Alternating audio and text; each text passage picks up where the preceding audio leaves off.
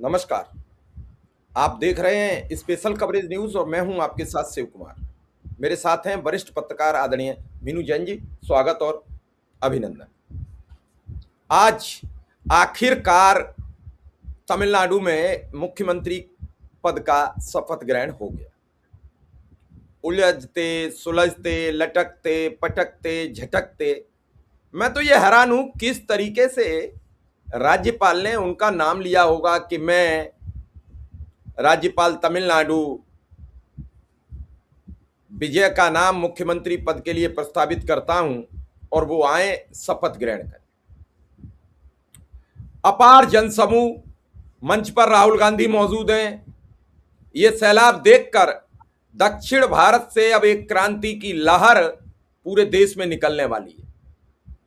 आपने देखा कि राहुल गांधी ने केरल से कन्याकुमारी तक की यात्रा की और उसके बाद कांग्रेस सत्ता के नजदीक जाते जाते बची अगर इंडिया गठबंधन के लोगों ने गड़बड़ियां ना की होती। अरविंद केजरीवाल अपनी जिद पर ना अड़ते, ममता बनर्जी अपनी जिद पर ना अड़ती और नीतीश कुमार कूद कर ना भागते तो आज नरेंद्र मोदी इस देश के प्रधानमंत्री नहीं होते। मैं 100% कह रहा हूं। हो सकता है किसी दल को मेरी बात से कष्ट लगे कि मेरा नाम क्यों। आज वोट चोरी की सब लोग कह रहे हैं, ईवीएम की सब लोग कह रहे हैं, लेकिन संविधान और लोकतंत्र की सरेआम हत्या हो रही है, कुचला जा रहा है, इस पर कोई नहीं बोल रहा है। लेकिन चलिए आज तो एंजॉय किया जाए विजय थलापति की शपथ ग्रहण का। तो शुरुआत करेंगे, उसके बाद मैम जी के पास पहुंचेंगे कि ये तस्वीर देखिए जो आपके समक्ष स्क्रीन पर है, ये क्या कह रही है जब शपथ ग्रहण शुरू हुआ। जोसेफ विजय एनुम नान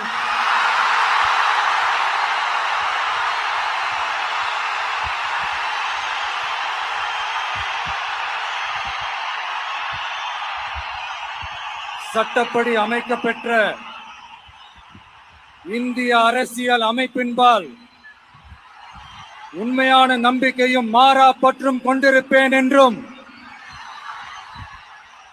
இந்திய நாட்டின் ஒப்பில்லாத முழு முதல் ஆட்சியையும் ஒருமையையும் நிலை நிறுத்துவேன் என்றும் தமிழ்நாட்டு அரசின் முதலமைச்சராக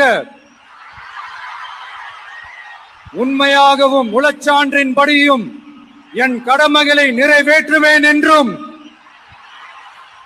அரசியல் அமைப்பிற்கும் சட்டத்திற்கும் இணங்க அச்சமும் ஒருதலை சார்பும் இன்றி விருப்பு வெறுப்பை விலக்கி பலதரப்பட்ட மக்கள் அனைவருக்கும் நேர்மையானதை செய்வேன் என்றும் ஆண்டவன் மீது ஆணையிட்டு உறுதிமொழிகிறேன்।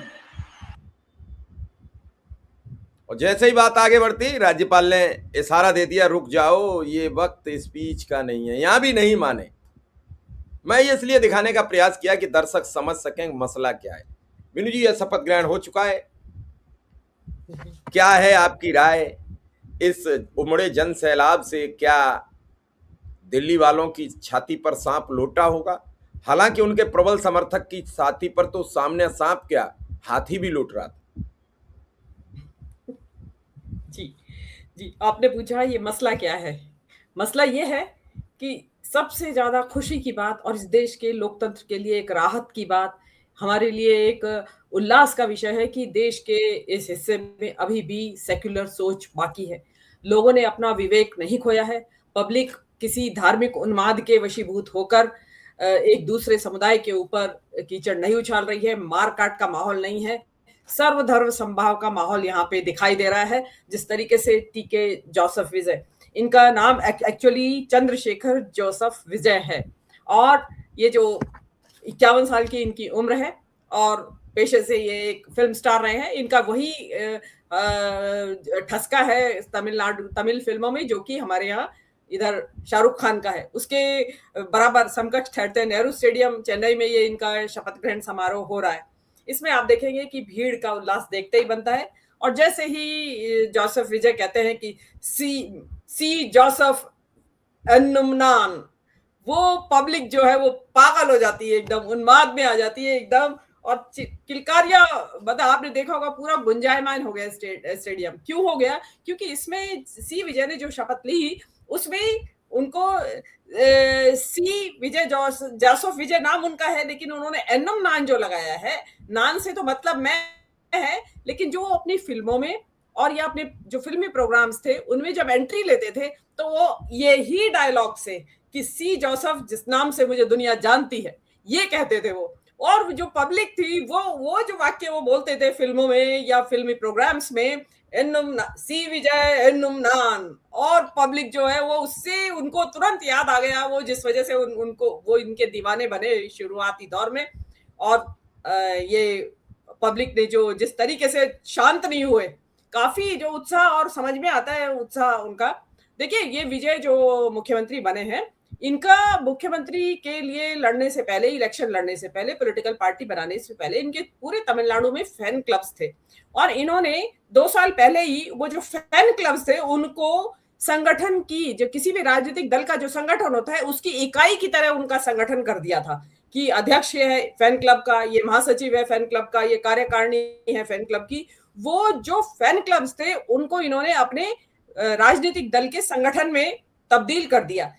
यही वजह है कि 2 साल के इस छोटे से समय में इतनी भारी सफलता इनको मिली, क्योंकि जो फैन क्लब्स सालों से मौजूद थे और वो राजनीतिक दल के एक इकाई के तौर पे जब काम करने लगे तो उनको कोई बहुत ज्यादा मेहनत नहीं करनी पड़ी अपना संगठन बनाने के लिए। और जिनके दिमाग में अभी शक है कि संगठन तो होगा नहीं राजनीतिक दल का, अभी तो संगठन ही बनाने में टाइम लगेगा, नहीं, इनको कोई टाइम नहीं लगेगा। इनके जो फैन क्लब्स हैं वो ऑलरेडी पूरे तमिलनाडु के जिलों में, ब्लॉक में और ग्राम स्तर तक इनके संगठन ऑलरेडी बने हुए हैं, फैन क्लब बने हुए हैं, जो कि संगठन में तब्दील पहले ही हो चुके थे, और अब जो है वो अब दुगने जोर शोर से इनके लिए काम करेंगे। ये तो रही इनके बात। अब जरा प्रोग्राम की बात कर लें। देखिए प्रोग्राम में ये जो विजय है, देखिए सब उनको बड़े क्लोजली ऑब्जर्व कर रहे थे। जो मैंने ऑब्जर्व किया, मुझे तो धीर गंभीर और शांत जैसे नजर आए, बड़े मतलब इतना पब्लिक शोर मचा रही थी। नहीं तो आपने कल ही देखा था बंगाल में साष्टांग लेमलेट हो गए थे पूरे स्टेज पे, हाथ और ये वो जोड़ जोड़ के उन्होंने, मतलब पूरे उस पे पूरा मजमा जोड़ रखा था। ऐसा कुछ नहीं था, बड़े ग्रेसफुली, बड़े गरिमा के साथ जो भी अप्लॉज आ रहा था, पब्लिक की जो तालियां किलकारियां आ रही थी, उनको बड़े शांत भाव से वो जज्ब कर रहे थे। आपने देखा होगा, अगर जिन्होंने लाइव टेलीकास्ट देखा उनका, तो बहुत देर तक 10 मिनट तक वहां इसी तरीके का नारे लगते रहे, पब्लिक अपनी उल्लास भरी किलकारियां मारती रही और विजय बिल्कुल शांत भाव से बैठे रहे, इक्वानिमिटी जिसको बोलते हैं।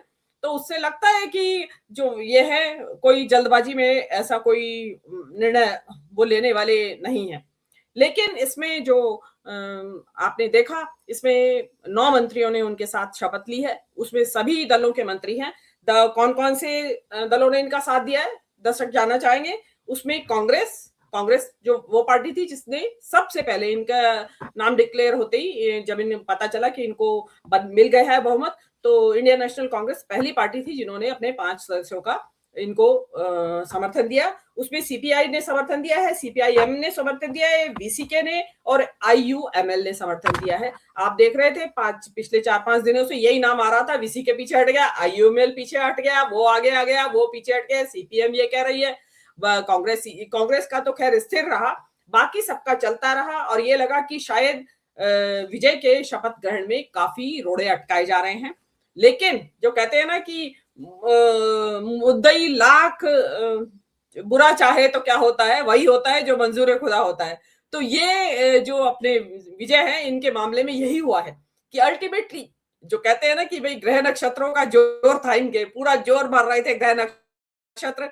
राज्यपाल साहब ने लाख रोड़े अटकाने की कोशिश की, लेकिन इनके ग्रह नक्षत्रों ने उन सारी बाधाओं को पार करके आज इनको मुख्यमंत्री बना दिया है। अब मुख्यमंत्री बनते ही इन्होंने बहुत सारी घोषणाएं की हैं। राज्यपाल जब चले गए उसके बाद इन्होंने एक स्पीच दी है छोटी सी, और उसमें बहुत महत्वपूर्ण घोषणाएं की हैं, और साथ ही साथ उन्होंने उस स्टेज को सचिवालय में तब्दील कर दिया और वहीं पे कुछ घोषणाओं पे हस्ताक्षर कर दिए। नहीं तो क्या होता है कि मुख्यमंत्री जाते हैं, अपना कार्यभार संभालते हैं, और जो उनकी चुनावी घोषणाएं थी उनको बताते हैं कि भाई हमने आज से इनको कानून बना दिया है, और उस पर हस्ताक्षर करते हैं आदेश पे। इन्होंने वहीं उसी स्टेज को ही, जिस स्टेज पे खड़े थे वहीं पे उसको अपने उसमें तब्दील कर दिया सचिवालय में। उन्होंने क्या घोषणाएं की 200 यूनिट बिजली फ्री, महिलाओं को फ्री बस यात्रा, और ड्रग्स के लिए ड्रग्स का जो पूरे देश के अंदर जो समस्या है वो तमिलनाडु में भी फैल रही है, तो ड्रग्स के लिए एक स्क्वाड तैयार करने की उन्होंने बात की है। और ये कहा है कि माइनॉरिटी को डरने की जरूरत नहीं है तमिलनाडु में, और कहा है मैं हूं आपकी सुरक्षा के लिए। और महिला सुरक्षा पे एक स्पेशल उन्होंने एम्फेसिस जोर दिया है, और कहा है कि सांप्रदायिक सद्भाव इस राज्य में बरकरार रहेगा जैसा कि अभी तक रहता है। और उन्होंने कहा कि मैं भी एक गरीब परिवार से आता हूं, मैंने भी गरीबी देखी है, मैंने भी भूख देखी है। मेरे पिता बहुत समय बाद संघर्ष करके असिस्टेंट डायरेक्टर तक पहुंचे, तो मैं कोई किसी शाही खानदान का बेटा नहीं हूं, मैं आप ही लोगों की तरह आम लोगों के एक ऐसे परिवार से आता हूं। और उन्होंने कहा कि सेक्युलर सोशल जस्टिस, धर्मनिरपेक्ष और सामाजिक न्याय का एक नया युग अब शुरू होगा। देखिए, इसमें धर्मनिरपेक्षता और सामाजिक न्याय का युग तो डीएमके के समय में भी और एआईएडीएमके के समय में भी रहा, लेकिन आज क्योंकि इस धर्मनिरपेक्ष स्वरूप पर, देश के और राज्यों के धर्मनिरपेक्ष स्वरूप और सामाजिक न्याय की जो अवधारणा है, जो आइडिया ऑफ इंडिया है, वो खतरे में है। इसके लिए टीके विजय को दोबारा से उसकी घोषणा करनी पड़ी, जबकि तमिलनाडु में ऐसा सामाजिक न्याय को लेके या धर्मनिरपेक्षता को लेके कोई ऐसा खतरा नहीं है। लेकिन बतौर मुख्यमंत्री उन्होंने जतलाया कि जो इसमें चला आ रहा है वही उसको वो चलाते रहेंगे। झूठे वादे उन्होंने कहा मैं नहीं करूंगा, और जो वादा मैं पूरा नहीं कर सकता उसके लिए मैं हाँ नहीं भरूंगा। और इसके अलावा उन्होंने एक जो इंपॉर्टेंट बात कही है वो जानने लायक है। उन्होंने कहा है कि तमिलनाडु का खजाना खाली है और आर्थिक स्थिति ठीक नहीं है, उसके ऊपर जल्द ही एक व्हाइट पेपर, श्वेत पत्र जारी किया जाएगा। अब इन्होंने कहा तो है कि श्वेत पत्र जारी किया जाएगा, अब इसके लिए उनके पास क्या योजनाएं हैं और आगे वो क्या करेंगे ये आने वाला समय बताएगा। अभी देखिए, ये जो खुशी है, उल्लास का माहौल है, जो पब्लिक इतने उत्साह जिसको कहते हैं ना कि एक्सिलरेशन, जबरदस्त उत्साह है, देखने को आया है। लेकिन अब उत्साह के बाद अब ये काम पे लगने का समय है। आप देखिए, इसमें जो उनकी शुरुआती बातचीत से लगा है कि सामाजिक न्याय की बात रहेगी, जो हम पहले भी कहते आए हैं कि टीके विजय जोसेफ अपने पूर्ववर्ती डीएमके के स्टालिन से विचारधारा के स्तर पे बहुत अलग नहीं है, लगभग वैसी विचारधारा है, बस अंतर ज्यादा इतना आया है कि इनके साथ तमिलनाडु के युवाओं का अपार जन समर्थन है। और देखने से लगता है कि जो अगर चुनाव दोबारा से हो जाए 6-8 महीने बाद, तो ये तो 200 सीटें लाएंगे टीके विजय।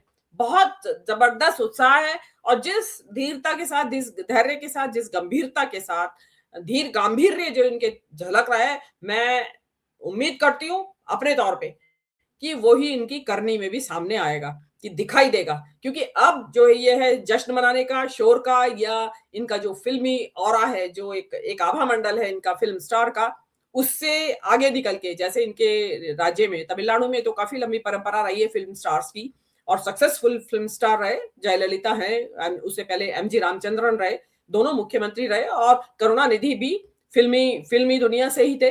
उससे पहले अन्नादुरई भी फिल्मी दुनिया से थे, फिल्मों के राइटर थे, वो डायलॉग वगैरह लिखते थे। तो फिल्म से जुड़े लोगों ने यहाँ पे इसको तमिलनाडु के निर्माण में, तमिलनाडु के विकास में, प्रोग्रेस में, तब फिल्म से बैकग्राउंड से आए मुख्यमंत्रियों का एक लंबा इतिहास रहा है। और इसमें यहाँ पे एक चीज और रही है कि तमिलनाडु में एक महत्वपूर्ण बात है जो दर्शकों के लिए नई होगी शायद। अब हम कहेंगे कि इतना जोर क्यों है फिल्मों के ऊपर, फिल्मी लोगों के आने में, राजनीति में आते हैं और मुख्यमंत्री बन जाते हैं। देखिए, जब से ये द्रविड़ राजनीति अस्तित्व में आई, वहां पे जब से चर्चे शुरू हुए, तो 40 के दशक के बाद से जो ये द्रविड़ पार्टियां थी, इन्होंने फिल्में बनानी शुरू की, और फिल्मों में अपने जो द्रविड़ कशगम का जो मैसेज था वो फिल्मों के जरिए देना शुरू किया। क्योंकि फिल्में एक बड़ी सशक्त माध्यम थी, और तमिलनाडु में तो बहुत पुराना इतिहास है फिल्म का। तो वो जो फिल्म स्टार, जो लोग राजनीति में कूदना चाहते थे, उन्होंने फिल्मों को जरिया बनाया। उसमें चाहे एमजी रामचंद्रन रहे हो, जयललिता रही हो, करुणानिधि रही हो, अन्नादुरई रही हो, वो फिल्मों के जरिए आए, और उसके बाद उन्होंने फिल्मों में द्रविड़ राजनीति का परचम लहराया। और फिर वहां से जब उसमें ये जो उसके बाद जो लोगों ने एक्सेप्ट किया उसको और फिल्म स्टार्स को इस वजह से मान्यता मिलती रही। इसी तरीके से ये जो आपके टी विजय हैं, इनकी फिल्मों में भी बहुत ज्यादा इसी तरह का सामाजिक सद्भाव का और सामाजिक न्याय का और धर्मनिरपेक्षता का मैसेज ये लगातार देते रहे। इनकी एक लेटेस्ट फिल्म थी जननायगम बोलते हैं वहां पे, उसको याद होगा, उसको सरकार ने रिलीज नहीं होने दिया था। उसमें भी इसी तरीके का मैसेज था और आपको ध्यान होगा उन्होंने क्यों नहीं रिलीज होने दिया, क्योंकि जननायक आजकल राहुल गांधी को कहा जाता है। उस फिल्म में ये टी विजय जो है जननायक का रोल अदा कर रहे हैं। तो सरकार कतई नहीं चाहती थी कि ऐसी फिल्म आए और उसमें जननायक नाम एक तो पॉपुलर हो जाए तमिलनाडु में, और एक ये इनको जननायक की छवि जो है वो मिले। तो जो फिल्म रोकी गई उससे कोई फर्क नहीं पड़ा, लेकिन फिल्म रोकने के जो बाद क्या हुआ उस पे आप देखिए कि जितने जोर से आपने फिल्म रोकी उतनी उससे दुगने जोर से वो उभर के सामने आए और वास्तव में आज आपके सामने एक जननायक खड़ा हुआ है। अब ये इसके बाद अब जो उनका परफॉर्मेंस होगी उसको देखना पड़ेगा और उसको बिल्कुल रडार पे रहेंगे वो। और क्योंकि उनके सामने देखिए राजनीति के रूप में, राजनीतिक अनुभव के तौर पे जो आपके टी के विजय हैं वो अभी अनुभवी राजनीतिज्ञ नहीं है, अनुभव की कमी है। लेकिन इसमें एक अच्छी बात है, उनके साथ कांग्रेस का जो गठजोड़ हो गया है उसके वजह से उनको जो कांग्रेस का जो पुराना अनुभव है सरकारें चलाने का, उसका उनको अनुभव मिलेगा।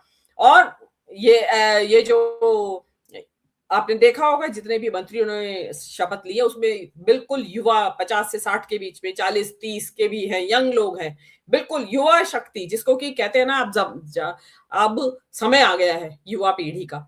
और क्योंकि जो आपके ये टी विजय है इनको जिताने में युवाओं का बहुत बड़ा योगदान है। इनके चुनाव को इंस्टाग्राम का चुनाव भी कहा जाता है, क्योंकि विजय ने चुनावी रैलियां नहीं की, बहुत नाम मात्र के लिए 2-4 चुनावी रैलियां की, बहुत ज्यादा इन्होंने सड़कों पे ऐसा घूमे नहीं, केवल इंस्टाग्राम और सोशल मीडिया उसके जरिए इनका सारा प्रचार हुआ। क्योंकि आज की युवा पीढ़ी इंस्टाग्राम और सोशल मीडिया के जो प्लेटफॉर्म्स हैं उनके जरिए ही अपनी बात करती है, कहती भी है और बात को सुनती भी है, और वहां से ये सारा इनका प्रचार प्रसार हुआ। बाकी इनकी फिल्म की बैकग्राउंड थी उसके साथ लाए, उसमें इन्होंने बहुत अच्छा किया कि जो तड़का था उसमें सामाजिक न्याय का तड़का लगाया, धर्मनिरपेक्षता का तड़का लगाया, और जिसकी आज जरूरत है, जो इस देश में सबसे बड़ी तो जरूरत धर्मनिरपेक्षता की है, सांप्रदायिक सद्भाव की है, उसका एक प्रतीक के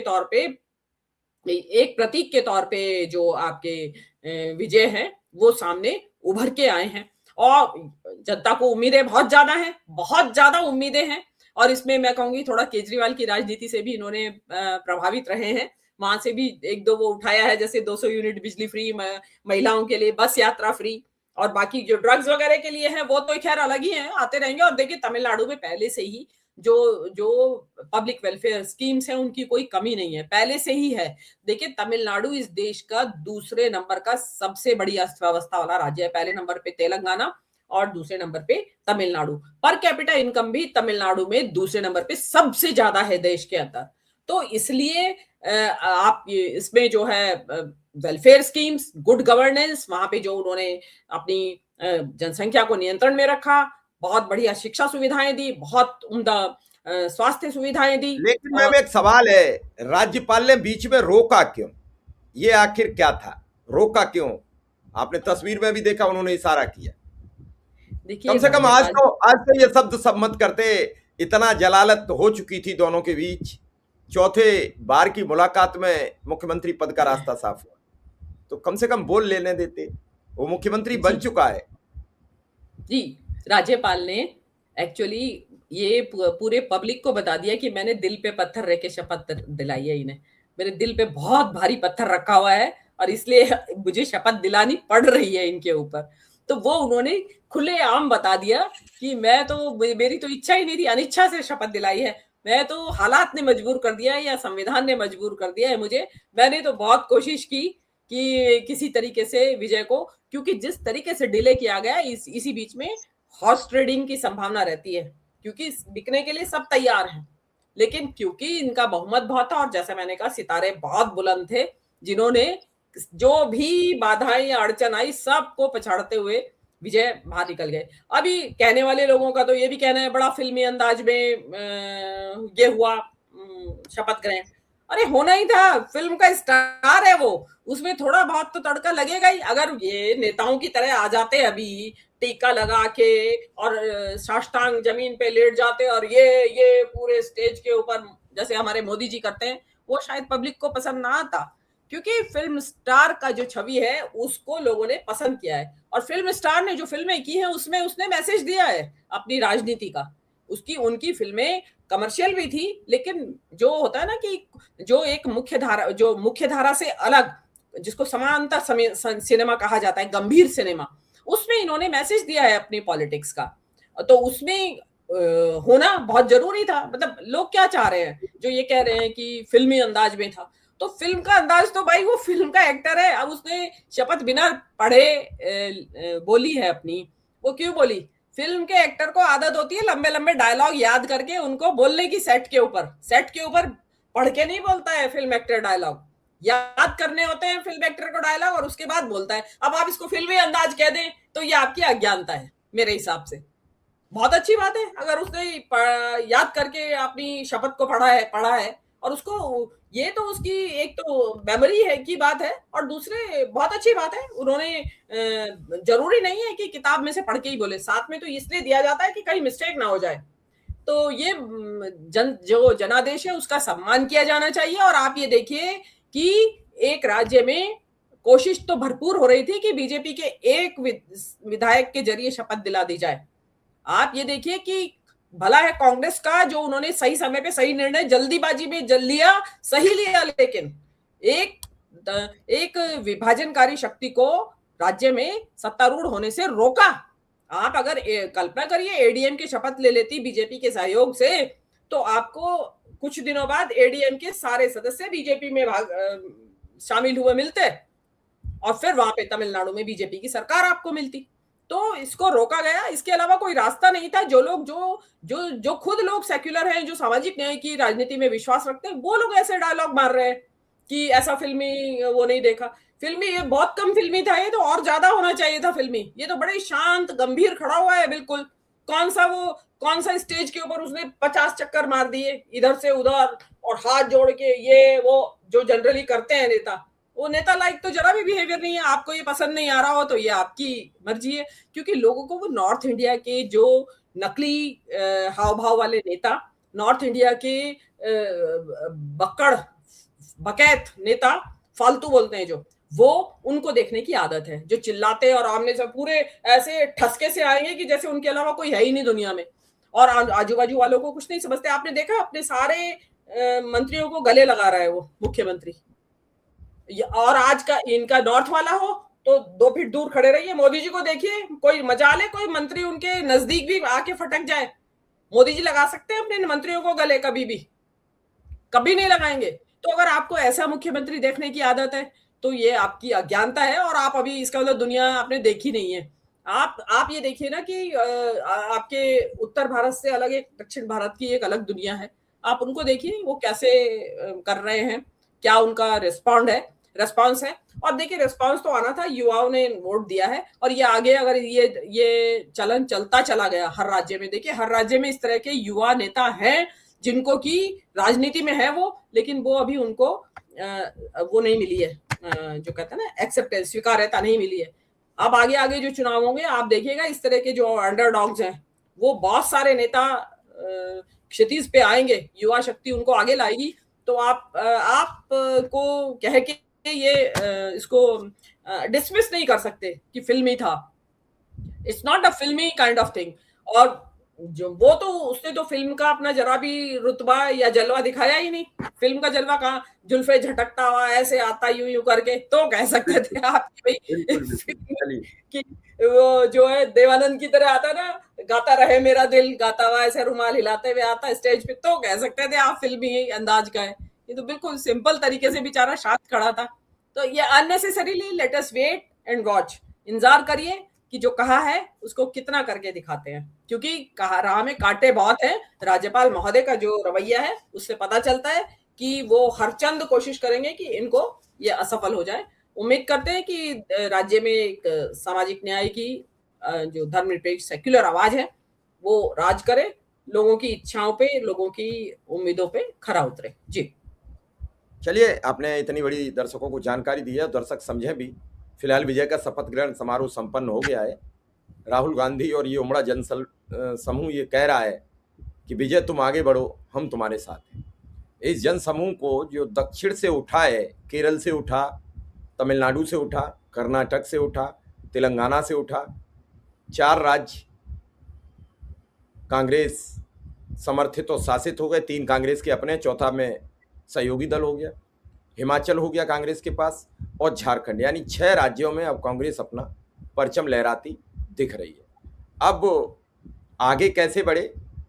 इन 6 राज्यों के बाद अगर 5 हिंदी भाषी बेल्ट के राज्यों में कांग्रेस अपना परचम फहरा लेती है तो फिर कांग्रेस के लिए राह आसान होगी। और इसके लिए आने वाले टाइम में उसके पास उत्तर प्रदेश जैसा बड़ा राज्य है, उसके पास उत्तराखंड जैसा राज्य है, उसके पास गोवा है, उसके पास पंजाब है, और उसके पास मिजोरम है। उसके बाद फिर आने पर उसके पास छत्तीसगढ़ होगा, मध्य प्रदेश होगा, राजस्थान होगा, फिर तेलंगाना होगा। तो बहुत सारी चीजें हैं। अब देखना है, इधर बीजेपी का परचम लगातार बढ़ रहा है, लेकिन ये दक्षिण से उमड़ा जन समूह ये कह रहा है कि शिक्षित लोग आज भी बीजेपी को स्वीकार करने में इच्छा नहीं रखते। कुल मिला के ये है। और दूसरी बात यह है कि तमिलनाडु से ज़्यादा धार्मिक प्रदेश और कोई हो नहीं सकता, जहाँ घर घर मंदिर हों, सुबह शाम पूजा की घंटियाँ घनघनाती हों। वहाँ द्रविड़ राजनीति का भी समापन की ओर फिलहाल चल पड़ा है।